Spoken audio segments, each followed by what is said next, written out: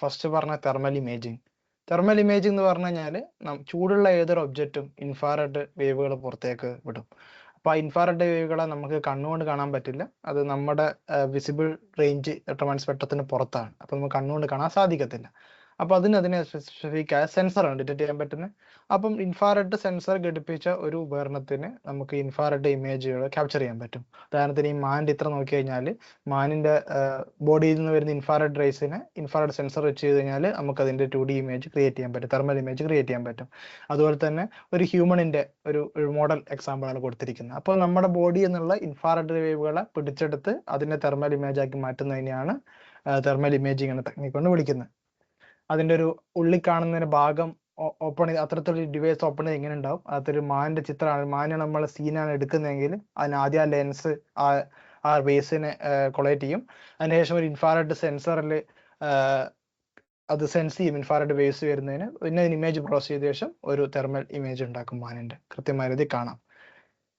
രണ്ടാമത് പറഞ്ഞ കാര്യം തെർമൽ ഇമേജിങ്ങിന് ഇവിടെ ഒരു പ്രശ്നം എന്ന് വെച്ച് കഴിഞ്ഞാൽ തെർമൽ ഇമേജിന് വാട്ടറിനുള്ളിലാകുമ്പോൾ ഉള്ള ബുദ്ധിമുട്ടുകൾ വേറെയാണ്. നമ്മളൊരു കരയിൽ എടുക്കുന്ന പോലെയല്ല. ഒന്നാമത് ഈ ഇൻഫ്രാറെഡ് വേവുകളെ വാട്ടർ അബ്സോർബ് ചെയ്യും.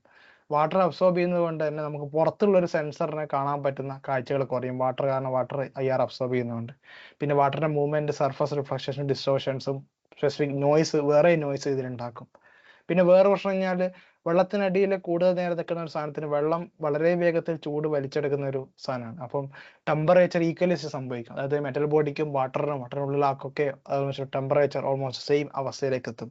അപ്പൊ അതുകൊണ്ട് തന്നെ തെർമൽ ഇമേജിങ്ങിന് കൃത്യമായ രീതിയിൽ നമുക്ക് ഫുള്ളി റിലേ ചെയ്യാൻ പറ്റത്തില്ല. പക്ഷെ തെർമൽ ഇമേജിന്റെ ഗുണം എന്ന് കഴിഞ്ഞാൽ നമുക്ക് കൃത്യമായ ഷേപ്പ് മനസ്സിലാവും. അതായത് തന്നെ നമുക്കൊരു ഒരു ഒരു ഒരു ഒരു ഒരു ഒരു സാധനത്തിന്റെ തെർമൽ ഇമേജ് എടുത്തു കഴിഞ്ഞാൽ മാനിന്റെ അല്ലെ മനുഷ്യന്റെ നമുക്ക് കണ്ടാ അറിയാം, ഓക്കെ ഇത് മാനാണ്, മനുഷ്യനാണ്, അല്ലെങ്കിൽ ഒരു ലോറിയുടെ ഇന്ന ഭാഗമാണ്, നമുക്ക് ഏകദേശം മനസ്സിലാക്കാൻ പറ്റും. രണ്ടാമത് പറഞ്ഞ കാര്യം മാഗ്നറ്റോമെട്രി ആണ്. മാഗ്നറ്റോമെട്രി എന്ന് പറഞ്ഞു കഴിഞ്ഞാൽ മാഗ്നറ്റിക് ഫീൽഡ് ഡിറ്റക്ട് ചെയ്യാണ് ചെയ്യുക. അതായത് ടിപ്പിക്കലി ഞാൻ കാണുന്ന ഈ ചിത്രത്തിൽ കാണുന്ന നേരത്തെ സൈഡ് കാണുന്ന ഇമേജ്, അതിലൊരു മാഗ്നറ്റോമീറ്റർ ഉണ്ട്. അതായത് ഒരു ട്രാൻസ്മിറ്റർ കോയിൽ ഉണ്ടാവും. അതിലൂടെ കറണ്ട് പോകുന്ന സമയത്ത് ഒരു കറണ്ട് മാഗ്നറ്റിക് ഫീൽഡ് പ്രൊഡ്യൂസ് ചെയ്യും. അത് തന്നെ അതപ്പോൾ വേറെ റിസീവർ വെച്ചിട്ട് എഡിറ്റ് ചെയ്തുകൊണ്ടിരിക്കും. അപ്പോൾ ടിപ്പിക്കലി എന്താണോ മാഗ്നറ്റിക് സോഴ്സ് ഉണ്ടാക്കുന്നത് അത് മാത്രമേ ഡിറ്റക്ട് ചെയ്യത്തുള്ളൂ, വേരിയേഷൻ ഉണ്ടാകത്തില്ല. പക്ഷെ ഇതിനിടക്ക് ഏതെങ്കിലും ഒരു മെറ്റാലിക് ഒബ്ജക്റ്റ്, അയൺ കണ്ടന്റുള്ള ഒബ്ജക്റ്റുകളൊക്കെ വരികയാണെങ്കിൽ അതിൻ്റെതായ ലോക്കൽ മാഗ്നറ്റിക് ഫീൽഡിൽ ഉണ്ടാവും. അപ്പോൾ ഇത് ഇൻട്രാക്ഷൻ വരുമ്പോൾ ആ മാഗ്നറ്റിക് ഫീൽഡിൽ വ്യതിയാനം സംഭവിക്കും. അപ്പോൾ അത് റിസീവർ ഡിറ്റക്ട് ചെയ്യും. അങ്ങനെയാണ് മാഗ്നറ്റിക് ഫീൽഡ് ഡിറ്റക്ടർ വർക്ക് ചെയ്യുന്നത്. എൻ്റെ ഒരു അണ്ടർസ്റ്റാൻഡിങ് വെച്ചിട്ട് ഈ ഡ്രോണിൽ ഒരു മാഗ്നറ്റോമീറ്റർ സിസ്റ്റം കൂടി അറ്റാച്ച് ചെയ്തിട്ടുണ്ടാവാം. അത് വെള്ളത്തിനടുത്തേക്ക് പറത്തി വിടുമ്പം നമുക്ക് ഈ ഗ്രാഫിക് ആണ് അടുത്ത സൈഡിൽ ഡിസ്റ്റൻസും മാഗ്നറ്റിക് അനോമലിയും പ്ലോട്ട് ചെയ്തതാണ്. എന്ന് വെച്ചാൽ ഡിസ്റ്റൻസ് മൂവ് ചെയ്യും തോറും എവിടെയാണ് ആ മാഗ്നറ്റിക് ഫീൽഡ് പീക്ക് ഉണ്ടാകുന്നത്, ഡിപ്പ് ഉണ്ടാകുന്നത് നമുക്ക് മനസ്സിലാവും. അപ്പം നമുക്ക് ഡ്രോണിന്റെ ഓൾറെഡി പൊസിഷൻ അറിയാമെങ്കിൽ ഏകദേശം എവിടെയാണെന്ന് നമുക്ക് അതിനെ കൃത്യമായി ജിയോ ടാഗ് ചെയ്യാൻ പറ്റും. അപ്പം അങ്ങനെയാണ് വളരെ ബേസിക്കായി മാഗ്നറ്റോമീറ്റർ വർക്ക് ചെയ്യുന്നത്.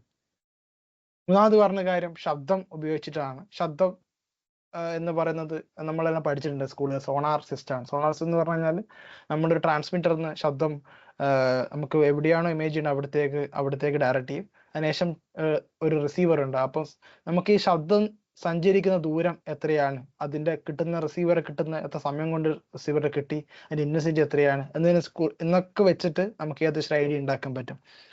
ഉദാഹരണത്തിന് ഒരു സ്ട്രോങ്ങർ എക്കോ കിട്ടുകയാണെങ്കിൽ അത് റിഫ്ലക്ട് ചെയ്ത സർഫസ് ആയിരിക്കാം, അതായത് ഈ ലോറിയുടെ മെറ്റൽ ബോഡിയൊക്കെ. അതുപോലെ തന്നെ എത്ര സമയം എടുത്തതിന് അനുസരിച്ചിട്ട് നമുക്ക് എത്രത്തോളം ആഴത്തിലാണ് ഈ ലോറി കിടക്കുന്നത് മനസ്സിലാവും. അപ്പോൾ അത്തരത്തിലാണ് ഈ സോണാർ സിസ്റ്റം വർക്ക് ചെയ്യുന്നത്.